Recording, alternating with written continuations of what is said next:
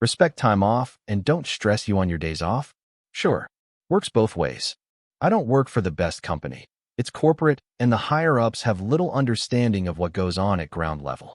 When I started, it was under a great manager that protected us from most of the rolls downhill politics. He was promoted out of the store, and after a few misfires, we got a new manager. She is very loud. She will get in conversations with friends and loudly discuss controversial opinions and swear like a sailor. I've had a few customers quietly ask me why I had not reported her to the manager, then roll their eyes and express sympathy when I said she is my manager. Anyway, there's a system in place for who to call when no manager is available. We are a tiny team, and most of us work solo. If the manager is coming in the morning, we call her the night before with concerns.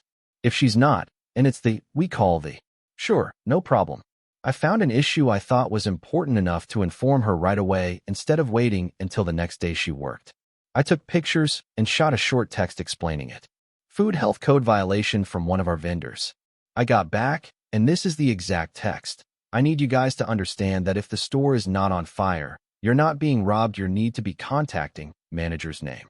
Not me unless it's an emergency, please. 4 days later, she sends me a text scolding me for not doing my job, when it was in fact a managerial level job, not my level.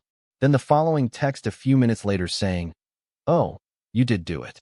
Sorry," and she sent me some points in our store's good job system. I didn't respond. I wasn't on the clock. Then she texted me asking what my pay rate was for my review. I decided to respond to this one, even though it's kind of, her job to know.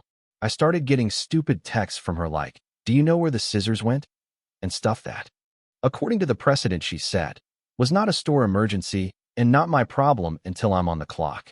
I ended up deciding that I will not be answering her if I'm not on the clock. She calls, I let it go to voicemail. She texts, I leave her on read until I'm on the clock. Now, the company has made a no phones while on the clock policy as well. Significant other. I guess she can't text or call me while I'm on the clock either unless she calls the store phone.